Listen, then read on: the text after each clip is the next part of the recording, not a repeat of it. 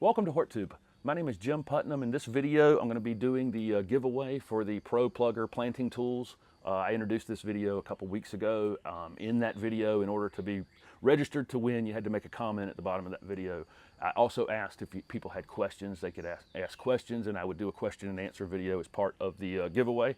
So that's what this is. A lot of the questions were actually about the ProPlugger tool, how deep of a plug it does, and it does about a 6-inch plug. People also wanted to know, how do you get the plugs out? This end of the tool is 2 inches, and the top is actually 2 1/4 inches. And so it does a 2-inch plug. You push it down into the ground, and then you simply flip it over, and you can push lightly or tap it, or in my case, because I have clay, in your case, you may have a soil that will just slide out without doing anything, just flipping it over. You can do several plugs at once and then flip it over. I tend to do one plug at the time. It's kind of satisfying to hear it slide out of the tube, and so there you go. That's how the ProPlugger works. I will do that giveaway at the very end of the video, and I'm going to answer maybe 8 of these questions from that list. There were a lot of great questions. Because there were so many great questions, next Sunday I'm going to go further into that list of questions and do another question and answer video from those questions. So let me get started. Let me go through about 8 of these from that video, and then I'll do the giveaway.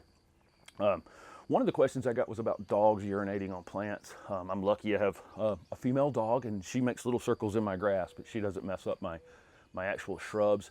I have an ongoing landscape job that I do in Raleigh at a condominium unit, and there's more dogs than people in that condominium unit, and you can't, unfortunately, prevent the dogs or the people from, the people are out there texting on their phone while their dog's, peeing on a shrub outside the building. That's just something you can't really do anything about, I don't think. Picking plants that are salt tolerant, that's your friend. And I have some dwarf Yopon hollies that we use on that site. Grasses work great, but you can Google search salt tolerant plants, plants that you would find in a coastal community. Those are going to be your friends. And those salt-tolerant plants tend to hold up better to dog urine, and that's what I've had to adapt that entire condominium. As I landscape that job, I do a little bit every fall on that job as the condominium unit association has money to do so, and I switch all the plants out to plants that will tolerate salt. Somebody asked about fertilizing Japanese maples with holly-tone, and Japanese maples are acid-loving plants, but what I want you guys to watch my videos to know is that soil science is just chemistry. And if you already have acid soils, you don't need to add an acidifier. And so an Azalea camellia rhododendron fertilizer is unnecessary if you already have a low pH. So keep that in mind. You don't need to acidify soil that's already acid. So what you really need to do is get a pH tester, which you can get off Amazon. I have some linked in the products I use, link at the bottom of this. I have several pH testers there. Some are very inexpensive. You just do a simple soil pH test. If your pH is, let's say, 6.5 or lower, then you don't need to use holly-tone probably. If it's 6.5 or higher, you probably do on your acid-loving plants. That would include hollies and azaleas and camellias and the majority of broadleaf evergreen shrubs that you see me do videos on, actually. You can use holly-tone on them to pull it, but if your soil pH is already low, it's unnecessary, and you can just use plant tone. So my yard, I have all acid-loving plants, but I choose plant tone or some generic organic fertilizer because I don't need to acidify the soil. Okay, somebody asked me about a resource for identifying plants. There are actually several plant ID apps now for Android and Apple.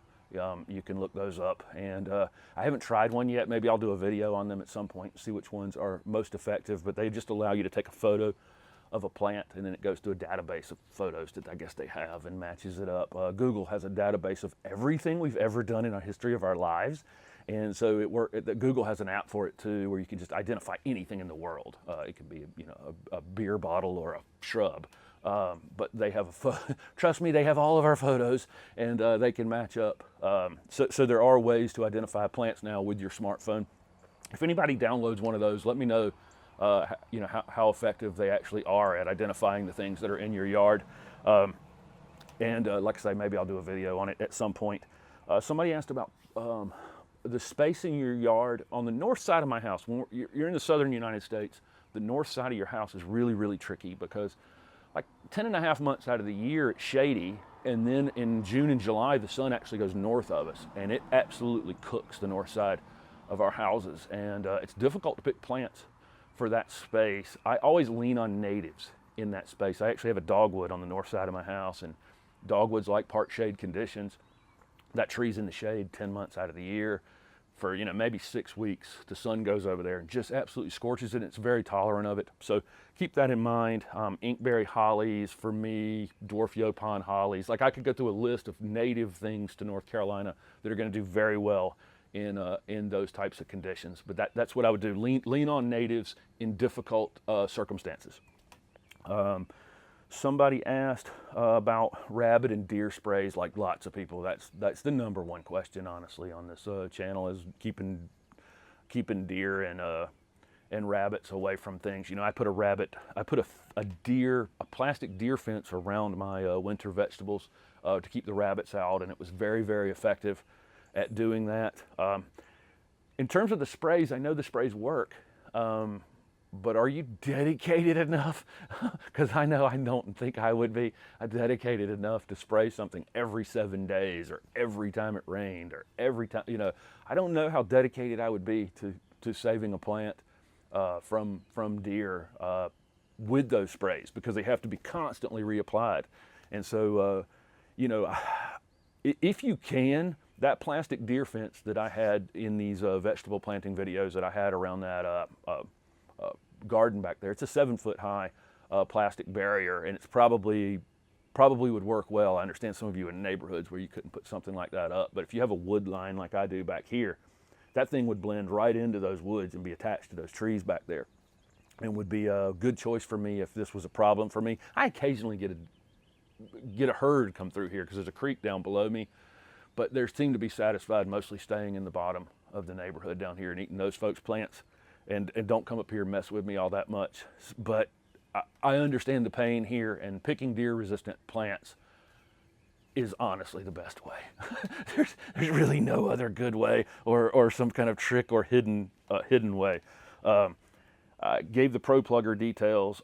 Somebody wanted tips for growing plants in marginal areas, or let's say the plant that you're wanting, you go to the, you know, you're in zone 7. If you go to the U.S. horticultural zone map and find yourself on the map, you find out what zone you're in, and then you buy a plant. Let's say you're in zone 7 and you buy a plant that's for zone 8 through 10, and you want to know how to grow it in your zone because it's colder in your area than that plant will typically tolerate. It's a great question. There's lots of people do this. The main ways: #1, plant in the spring. Okay, if anything that's marginal, plant it in the spring. We normally say fall is for planting in the south. Those of you who watch me in the north, you're not doing a lot of fall planting, but down here, fall is actually the best time to put in trees and woody shrubs.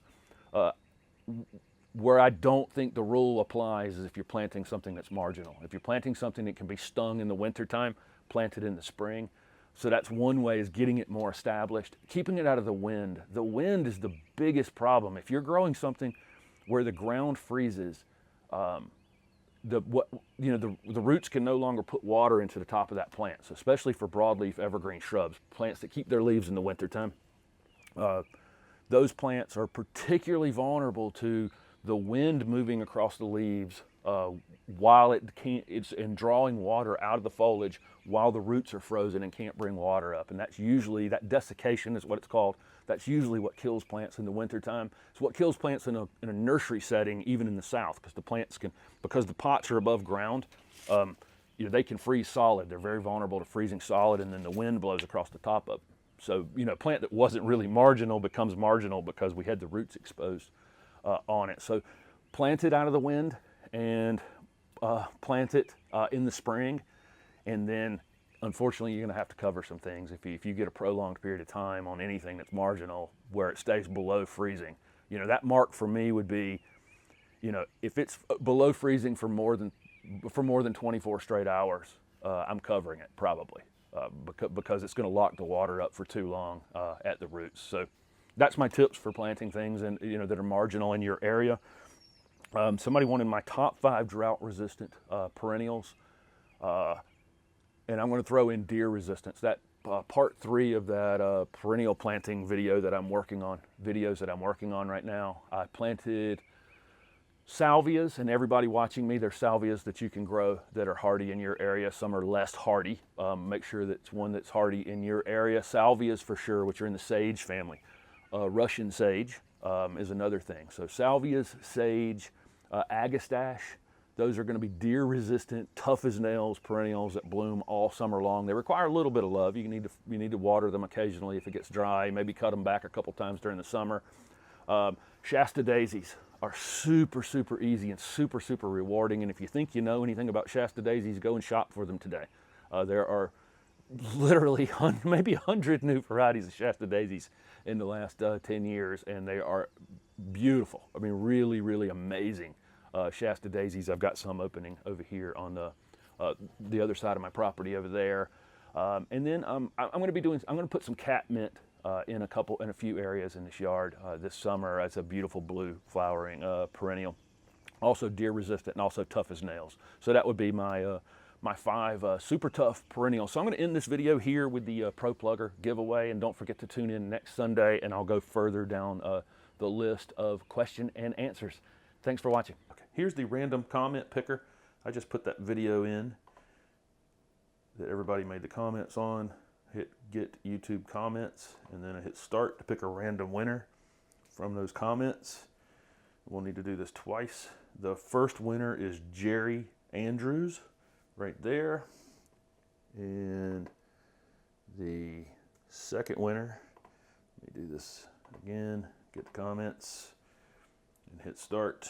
And the second winner of the ProPlugger is Jay Smith. So if you two could send me an email to the email address that I put down at the bottom of the video here, I will get your address over to ProPlugger, and they'll get those out to you. Thanks everybody for watching.